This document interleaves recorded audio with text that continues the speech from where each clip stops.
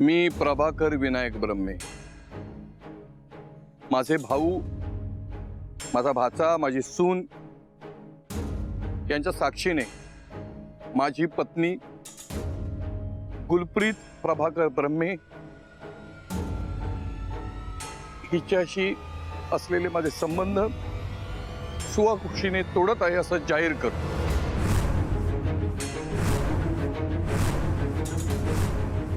यापुढे मला हे नातं टिकवायचं नाही। तू मारे असं काय वेड्यासारखं बघतोय, का करतोयस असं? घ्या ते पेपर्स घ्या इकडे। उगाचच काहीतरी फालतू सारखे विचार करू ना, वेड्यासारखे डिसिजन घेऊ नका। हे बघ, आत्ता या क्षणाला हे करून काय मिळणार आहे? अरे नाही, काही मिळणार नाहीच आहे यातून। उलट जे काही हातात आहे ना ते गमवून बसणार आहात तुम्ही। सगळं तर सुटून गेलं ना हातून। हे असं केल्याने किमान आयुष्यात काही गोष्टी तरी टिकून राहतील ना। गुलप्रीत, आपलं नातं ह्या घराच्या शांततेच्या, नियमांच्या, तत्वांच्या आणि सुखाच्या आड येईल याचा अंदाज मला कायमच होता आणि तो तुला मी कायम देत राहील। पण तू आदित्यने आणि सईने हट्ट केला, त्यांना आशा होती म्हणून मी हे पाऊल उचललं। शेवटी व्हायचं तेच झालं, पण ते इतकं झालं की आता मला नाही सहन होते।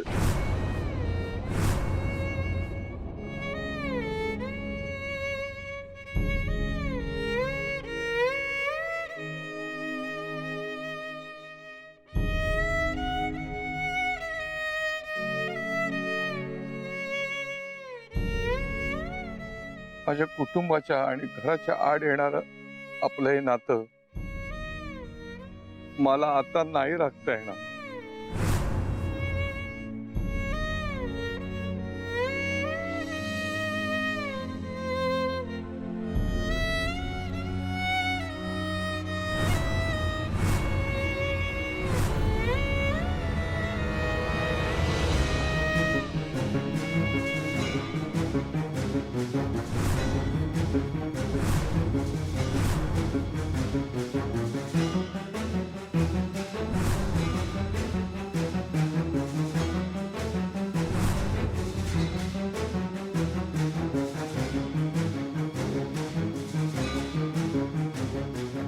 मी तुला घरात घेऊन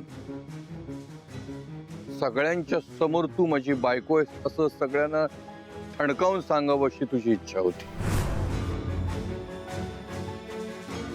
मी पूर्ण केली।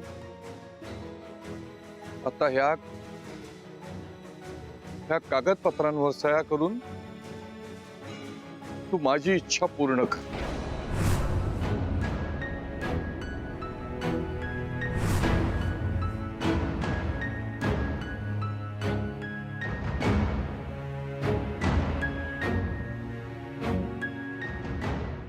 नाही आहे गुलू, नाही।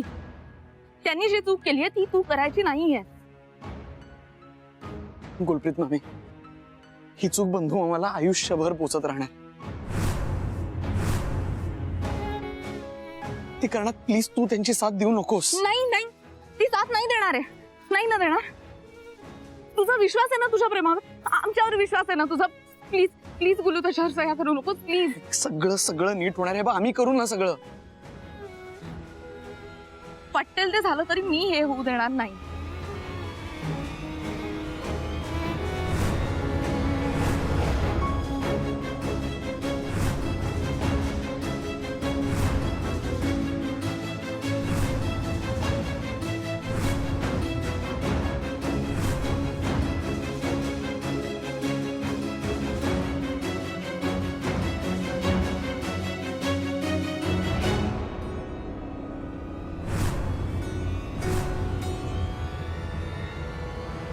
एक मिनिट दादा मामा, बात थांबवा आता हे सगळं।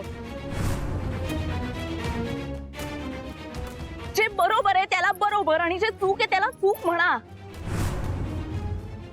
हा सगळा इगो आणि हट्ट आहे ना तुमचा, तो सोडा आता तरी। तुमचा भाऊ सुद्धा तेच करतोय जे तुम्ही केलं, पण म्हणून ते बरोबर आहे असं नाही। गुल्लू आणि सिंधू मामी यांच्यात जमीन अस्मानाचा फरक आहे। तिला? का असा अन्याय करताय तिच्यावर?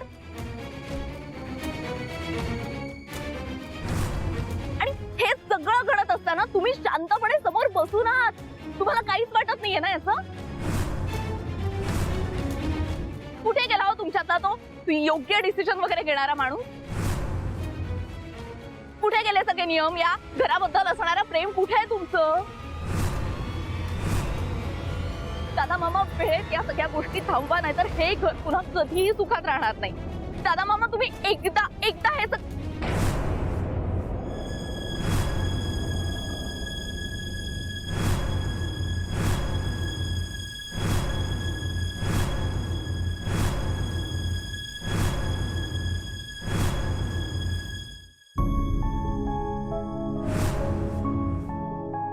लो जी, कर दी सही।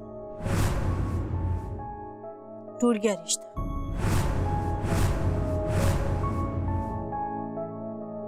हो गई गुलप्रीत अलग। ये मत समझना कि ये कागज का टुकड़ा मुझे आपके भाई से और आपसे जुदा कर देगा, क्योंकि मेरी मांग में सिंदूर प्रभाकर ब्रह्मे के नाम का ही सजेगा।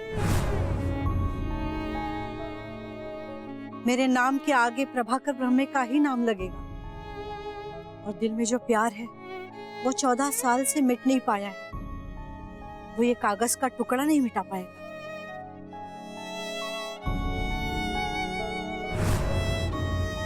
आज से आगे मैं इनके सामने कभी नहीं आऊंगी। मेरा मुंह तो क्या, मेरी परछाई भी इनके सामने से नहीं गुजरी। लेकिन ये मत समझ लेना कि मैं इन्हें या इस घर को भूल जाऊं। 14 साल से बिताई हुई हर हसीन याद, आप सबके साथ बिताया हुआ हर अच्छा पल याद करते करते मैं बची कुछ जिंदगी खुशी खुशी गुजारूंगी। बिल्लू को भी इसी घर के संस्कार देकर अपने पैरों पे खड़ा करूंगी, आप सबके बिना। मुझे पता होता कि इस घर को एक दूसरे से बांधे रखने के लिए मेरी नहीं, इस कागज की जरूरत है, तो मैं कब का इसे खुशी खुशी साइन कर देती। पर कोई बात नहीं, अब कर दी साइन। अब आपको डरने की जरूरत नहीं दादा। मैं आपकी बीवी सिंधु की तरह इस घर पे हक जमाने के लिए इस घर के चौखट पर नहीं आने वाली।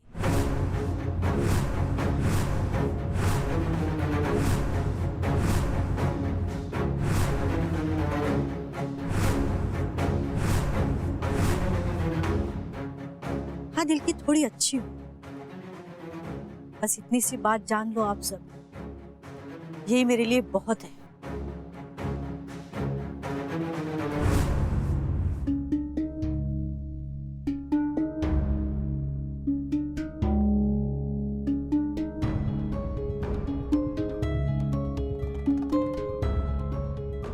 चलो, काफी बातें हो गई, अब जाती हूँ। जाते नाही, येते म्हणावं।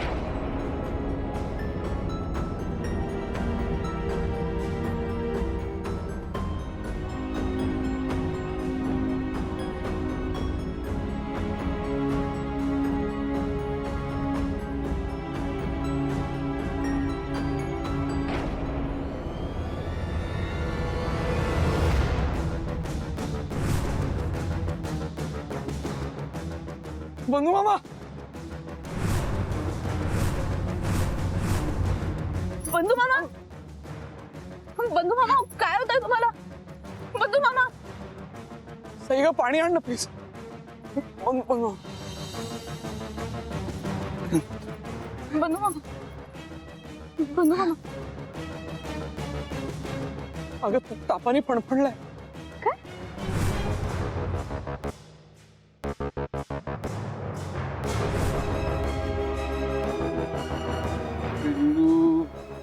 काय काय?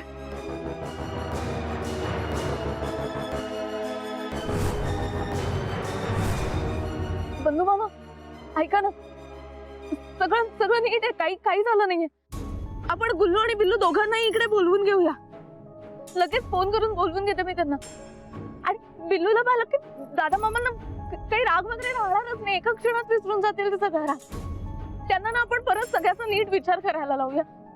ते करतील, आपण त्यांना करायला लावूया, सगळं नीट होईल. पण मामा फक्त एकदा प्लीज बोला ना, काय ते काही नाही होणार, खरंच काही नाही होणार. संपलंय, सगळं संपलंय. असं का बोलताय तुम्ही? मला माहिती, मी ओळखतो बिल्लूला. ती आता मला कधीच दिसणार नाही. जीव गेला तरी ती तिचं तोंड मला दाखवणार नाही. या घराला त्यागाचा शाप आहे.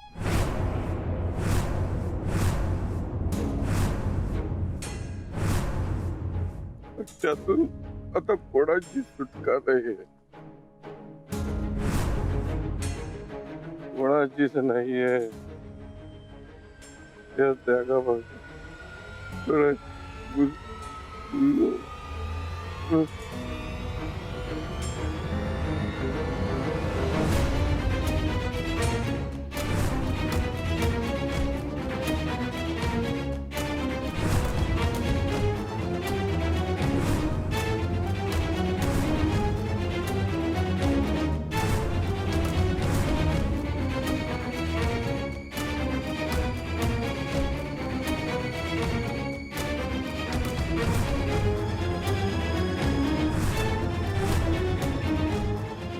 मला बोलायचंय तुझ्याशी. जे करतोयस ते 2 मिनिट बाजूला ठेवतोस का? मला महत्वाचं बोलायचंय तुझ्याशी. मला माहिती आहे तुला माझ्याशी काय बोलायचं. काय? हेच ना की दादा मामा माझं चुकलं, तुझं बरोबर आहे. माझ्या आधी लक्षात नाही आलं. बंधू मामासारखी माफी वगैरे मागायची असेल तुला.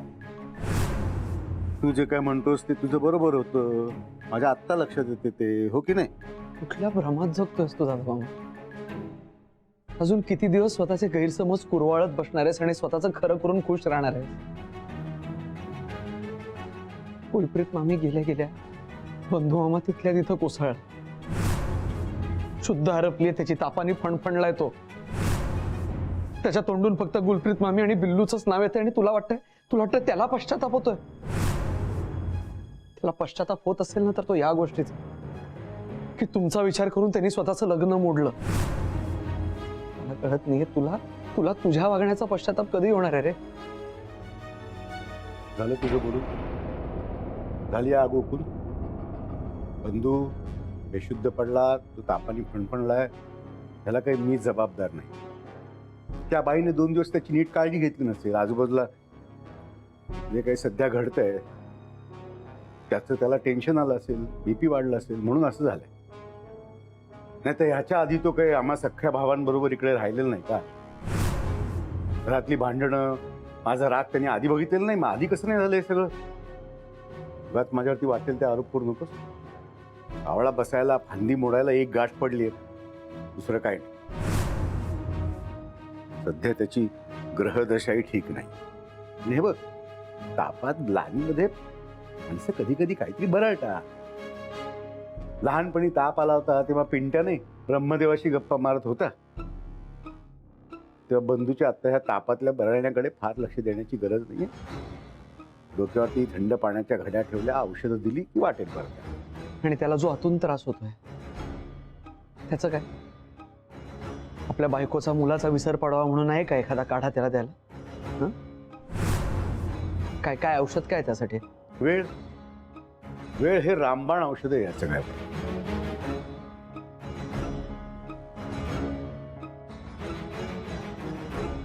जसा काळ जाईल तसं तो बरा होईल आणि तूही बरा होशील. हो ना? दादा मामा तू नेहमीच इतका कोरडा आणि क्रूर कसा वागतोस रे? मी कोरडा असेन पण मी क्रूर नाहीये. कारण मी वस्तुस्थितीचं भान ठेवून वागतो. तुमच्यासारखा मनानी नाही, मेंदूनी विचार करतो. रडगाणी गात बसत नाही तुमच्यासारखा, म्हणून तुला तसं वाटत असेल. आणि आता प्रश्न राहिला त्या गुलप्रीत बाईंचा. तर मला खात्री आहे की बंधू इकडे तिच्या नावाने कितीही गळे काढत असला ना प्रीती जिकडे कुठे असेल तिकडे सुखात असेल, व्यवस्थित असेल. नाहीतर मला सांग ना की इतक्या धाडकन त्या डिव्होर्स पेपरवरती कोणी बाई सह्या करेल का?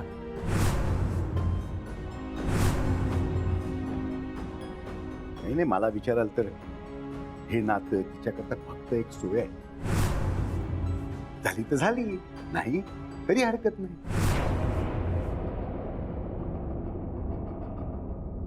दादा मामा, तुझ्याशी ना बोलण्यातच काही अर्थ नाही. तुझ्या अहंकारामुळे, तुझ्या इगोमुळे, तुझ्या आडमोठेपणामुळे ना तू बाकीच्यांना समजून घेण्यात कमी पडतोय. एक दिवस सगळे तुला समजून घेणं बंद करतील दादा मामा. कडेलोट होईल सगळ्यांचा आणि मग पस्तावशील.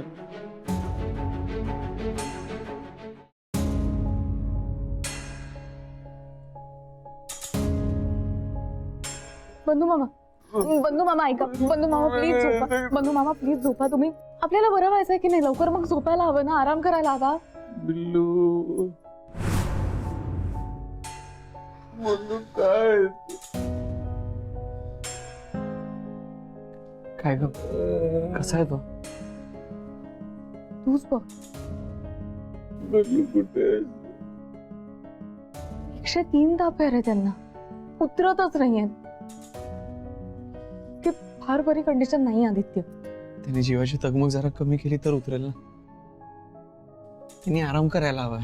तोच तर करायचा नाहीये त्यांना. सतत तोंडात फक्त गुल्लूचं नाव आहे. मध्येच उठतायत, तिला भेटायचं म्हणतायत, शोधायला. आदित्य मला वाटतं आपण तिला, मलाही तेच वाटतं. मी बोलवून घेऊ तिला इथे. दुसरा कुठलाच पर्याय दिसत नाही. तू तिला फोन कर आणि जशी आहे जिथे आहे तिथून बोलून घे. पुढचं काय करायचं ते ठरवू आपण.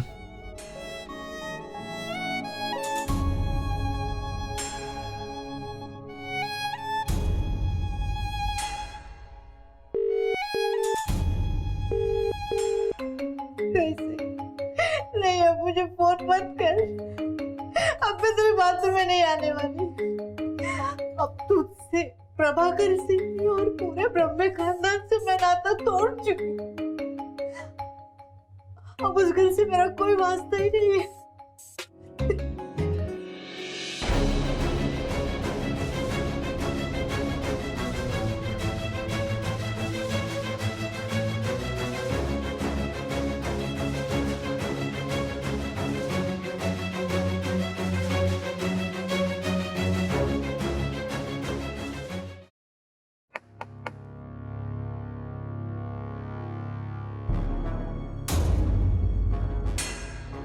काय झालं? काय हवंय? बंधू झोपलाय पण आता कसा आहे बंधू? मजेत. असं काय बोलतोयस? आम्हाला काळजी वाटली म्हणून आलो ना आम्ही भेटायला. आत्ता आत्ता काळजी वाटते? आता आठवण येते? चक्कर येऊन पडला, तापाने फणफणलाय आणि आत्ता लक्षात येतंय तुमच्या की त्याला त्रास होतोय. त्याच्या या अवस्थेला या घरातला प्रत्येक माणूस कारणीभूत आहे. मी सुद्धा. आपण जर योग्य वेळी योग्य तो स्टँड घेतला असता ना तर ही वेळच आली नसती. नाही, तू बोलतोयस ते बरोबर आहे, पण आता अशी वाईट वेळ समोर आली आहे, अशाही आम्ही आमच्या भावापासून लांब नाही राहू शकत. हा, मग आम्ही जाऊ का बंधूला भेटायला? चल भाई. एक मिनिट.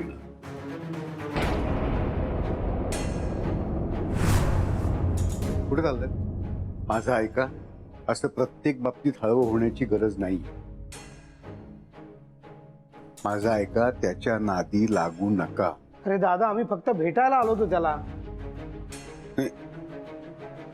एवढंच असेल तर ठीकच आहे,